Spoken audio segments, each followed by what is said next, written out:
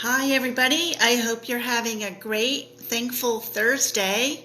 I'm back on Facebook Live today with something new for you, and it's an inspirational video, I hope, to share with you some information about one of my favorite people named Peace Pilgrim. I don't know if you've ever heard of her or not, but I was always fascinated by the stories in the Bible where Jesus said that all the things that he did, all the miracles that he performed, you can do too. And this seemed like a very remote thing to me because he lived so long ago, and I was eager to know if there were any people living in recent history who were able to perform these kinds of miracles. And this is what drew me to Peace Pilgrim. So, in case you don't know anything about her, I just want to share a little bit of her history with you. She was not born Peace Pilgrim. Her birth name was Mildred Norman, and she was born in 1908 on a poultry farm in New Jersey. She didn't have a religious upbringing. In fact, she never visited a church until she was 15 years old, and she was invited to the wedding of a friend, the first time she ever stepped foot inside a church. And she wasn't a religious person in terms of attending church or being involved in church activities for her entire life, and yet she was divinely guided in so many ways. So she graduated from high school in 1926, and she was the valedictorian of her class, and then she got married when she was 25 years old in 1933. And Peace Pilgrim said that she found it really easy to make money. She got a job as a secretary, and she did some other sorts of jobs where she enjoyed working, and money flowed to her easily. So that was never a challenge in her life, really. She liked to walk in nature, and she had a spontaneous awakening in 1938. One night, I don't know why, she felt compelled to walk all night long. And at a certain point, she came upon a moonlit glade, and she was overcome by a feeling of peace and divinity. And she prayed a little prayer, and she said, "Please use me." And that was the start of things. So after that point in her life, she started to see things differently. And she was very passionate about peace and pacifism. And in 1946, she had a falling out with her husband because he felt very obligated to enlist in the military and fight in World War II. And she couldn't support that. So they ended up getting divorced. And they never had children, and she never married again. And she threw herself into volunteer work and to hiking. She loved to hike. And Peace Pilgrim, you may not have heard this before, is the first woman to ever hike the entire Appalachian Trail in one season. So she did that in 1952. And while she was hiking the Appalachian Trail, she had a vision of her mission in life. And the vision she actually saw as a map of the United States with a zigzag pattern across it.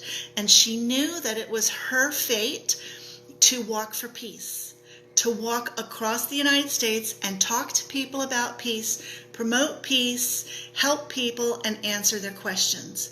So she started out on that journey in 1953, and Peace Pilgrim walked the length of the United States 7 different times in her lifetime. She even was flown to Hawaii and Alaska by friends of hers that had money, and she walked across those states as well, and also up into Canada. So here's some of the amazing things about Peace Pilgrim that I want to share with you. She really lived just like Jesus.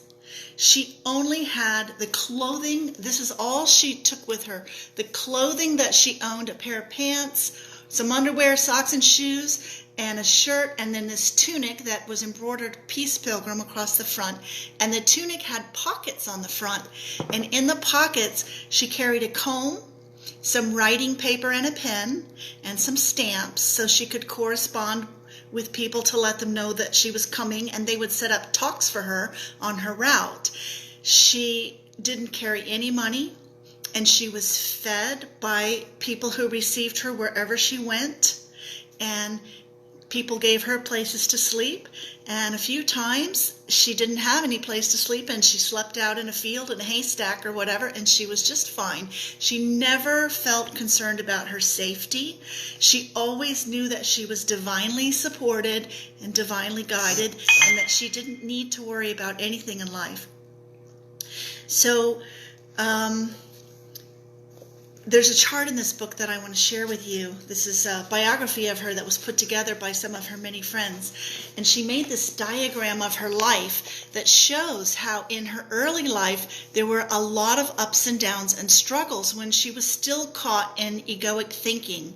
And then after that vision that I told you about that she had in the field, it was as if her frequency raised, her consciousness got raised. And then she still continued to have ups and downs. She did a lot of work with people volunteering and a lot of hiking during this time. And then she had a final awakening where from there it was just up, up, and up towards God. And people who knew Peace Pilgrim said that when they were with her, they felt a very high level kind of energy emanating from her. And she influenced many, many people during her lifetime. Another interesting thing is that she never got sick. She never had to worry about her health. And she said that she was filled with the inexhaustible energy of God supporting her in all of her endeavors. So I find her to be very inspirational, and she talked a lot about how important your thoughts are and how important it is to monitor what you're thinking, because she said that if you knew how powerful your thoughts are, you would never, ever again have a negative thought. And another quote of hers that I like is that every good thing you say, every good thought you think, vibrates on and never ceases. So this is a woman who lived like Jesus. She just was supported wherever she went. She was never in any danger. People loved her. She shared what she had with everyone, and they shared with her.